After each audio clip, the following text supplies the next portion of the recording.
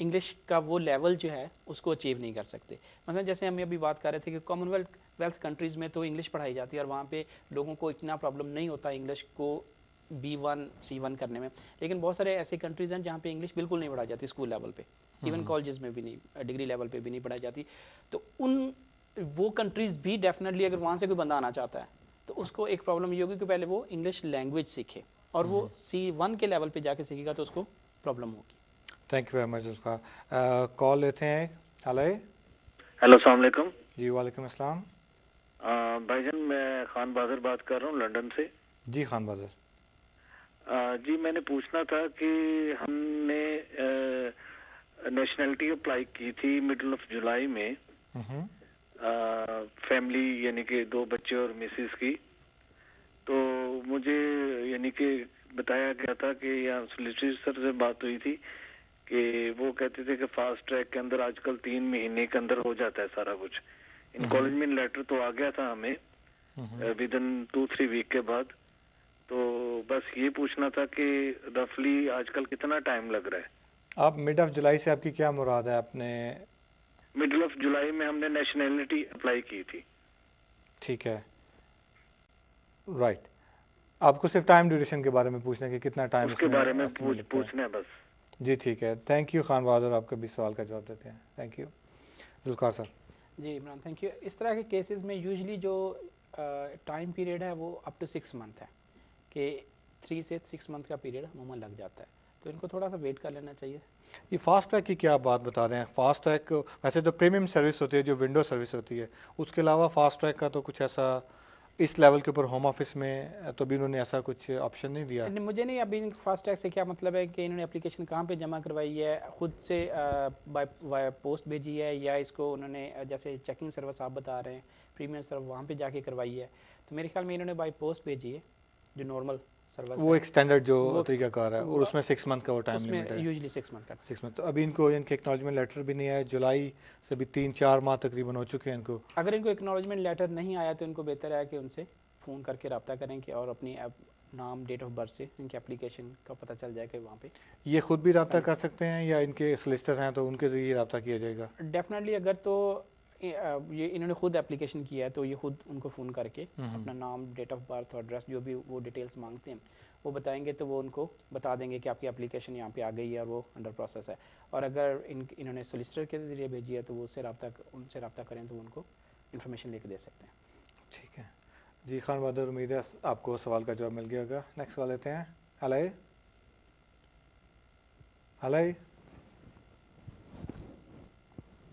शायद call drop होगी। Hello hello, अस्सलाम वालेकुम। जी वालेकुम अस्सलाम।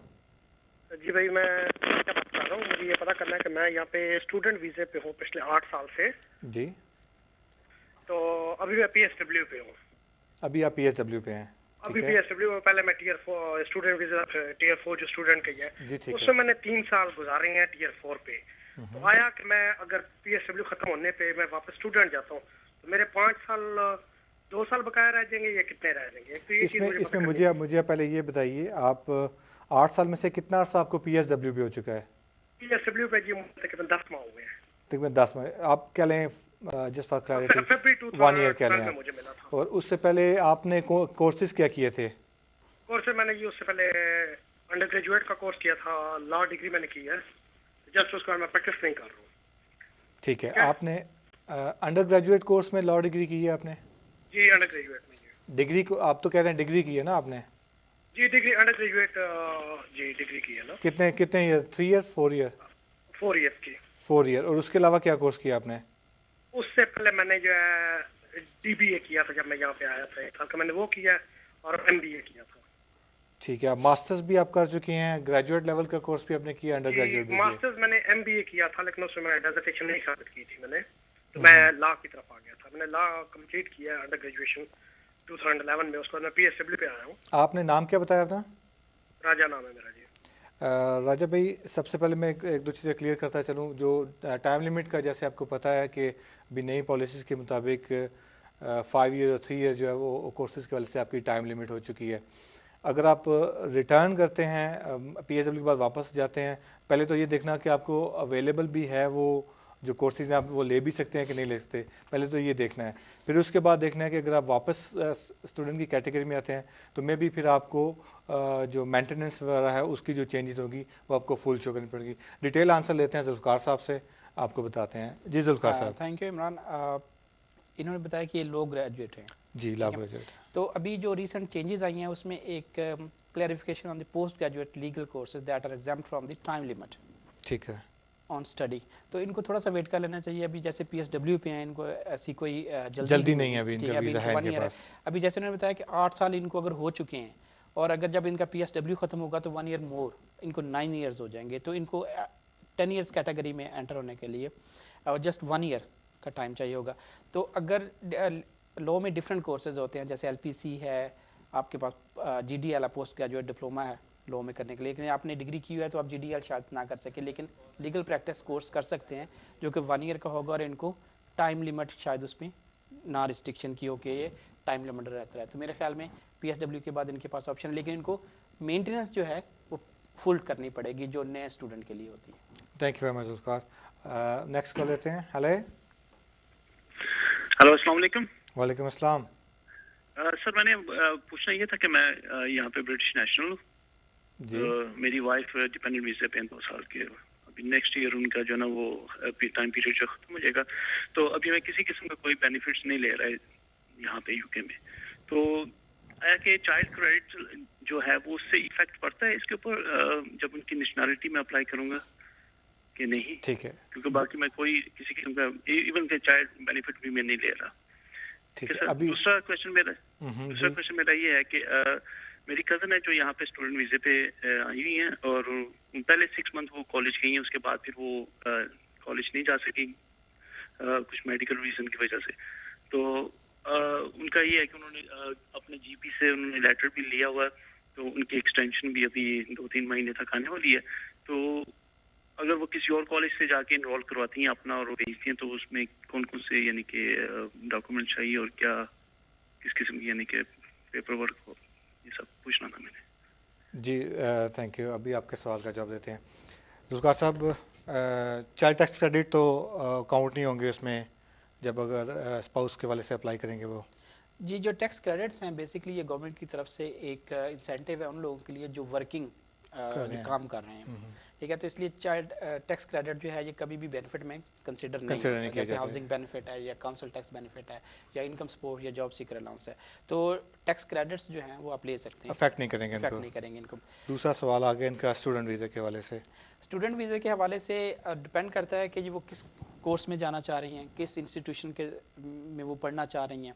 तो वो जो इंस्टीट्यूशंस हैं बेसिकली वो असेस करते हैं सूटेबिलिटी कि स्टूडेंट ने जो उसकी प्रीवियस जो उसकी प्रोग्रेस है पिछली, उस प्रोग्रेस को मद्देनज़र रखते हुए वो उनको कैश लेटर इशू करेंगे। अगर वो कॉलेज या स्पॉन्सर जो है, यूनिवर्सिटी जो है, वो अगर उनको कैश लेटर इशू कर देते हैं और उनके पास मेंटेनेंस फंड्स हैं और उनकी इंग्लिश लैंग्वेज है, तो मेरा नहीं ख्याल कि उनको कोई प्रॉब्लम। इनका मेन जो प्रॉब्लम थी कि शायद प्रोग्रेस शो नहीं कर सकते क्योंकि कोर्स अपना कंटिन्यू नहीं कर सके वो due to some medical reasons. तो क्या इनको प्रोग्रेस के बजाय कुछ मेडिकल कुछ स्टेटमेंट शो करनी होगी? अगर तो इनकी रीज़न मेडिकल है कि उसकी वजह से ये कोर्स कंप्लीट नहीं कर सकी, तो डेफिनेटली वो एविडेंस वो कॉलेज को या जो भी स्पॉन्सर है उनको शो कर सकती हैं कि इसकी वजह से मैं नहीं हो सकी। क्योंकि रिसेंटली हमारे पास एक केस आया था कि खातून यहाँ पे आई हैं तो वो प्रेग्नेंट हो गई, ऑलरेडी प्रेग्नेंट थी, तो यहाँ पे उनको डिलीवरी हुई, तो तकरीबन 4-5 माह कोर्स नहीं कर सकी या कॉलेज नहीं जा सकी, तो कॉलेज वाले ने उनको लीव दी हुई थी, तो उनको प्रोग्रेशन का मसला नहीं खड़ा हुआ क्योंकि उनके पास एविडेंस थी। एज लॉन्ग एज कॉलेज आपको ऑथराइज करे आपकी मेडिकल रीजंस की वजह से, उनको अगर तो यूके बोर्ड एजेंसी को उससे कोई प्रॉब्लम नहीं और ये जेन्युइन रीज़न है। अगर लोग बीमार भी हो जाते हैं, उनको दूसरे प्रॉब्लम्स भी हो जाते हैं, तो उनका मतलब ये नहीं है कि आप आए हैं तो अब आप कोई और आपको कुछ होना नहीं चाहिए। ठीक है, ऑनेस्टली बिल्कुल ठीक है। Thank you very much. Next call लेते हैं। हेलो जी, अस्सलाम वालेकुम जी। वालेकुम अस्सलाम।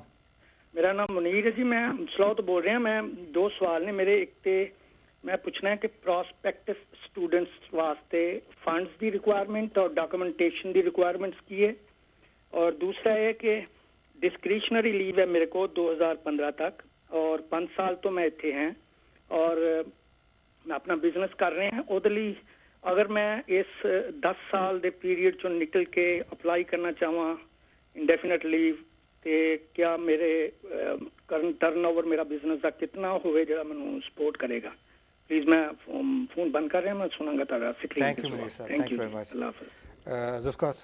जुल्फ़कार साहब, दो क्वेश्चन है। पहला क्वेश्चन है प्रोस्पेक्टिव स्टूडेंट्स क्या मेंटेनेंस रिक्वायरमेंट हो सकती हैं और क्या लेवल फंड्स का शो किया जाएगा? उनके लिए वही है जो एक नया स्टूडेंट है उसके लिए जो रिक्वायरमेंट्स हैं वही प्रोस्पेक्टिव स्टूडेंट के लिए सेम डिपेंडिंग कि भी वो इनर लंदन है आउटर लंदन है जो भी उसके हवाले से होगी। और दूसरा उनका क्वेश्चन है कि 2015 तक उनके पास डिस्क्रिप्शन लीव है 10 साल के बेसिस पे अगर जाना चाहें तो उनको बिजनेस किस लेवल का टर्नओवर शो करनी होगी?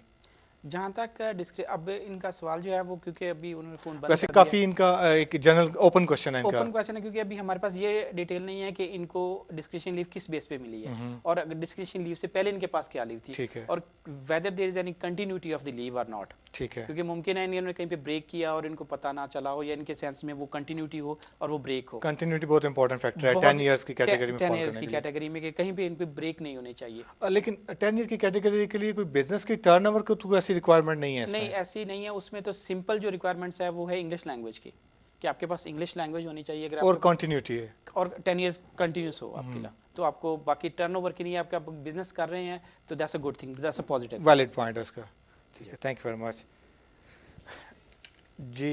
मुनीर, उम्मीद है आपको सवालों के जवाब मिल गए होंगे। अगर आपको कोई तशनगी है, आपको चाहिए क्योंकि आपका क्वेश्चन काफ़ी ओपन था, आप किसी सोलिसिटर से रब्ता करें और प्रॉपर इन्फॉर्मेशन इसके ऊपर लीजिए।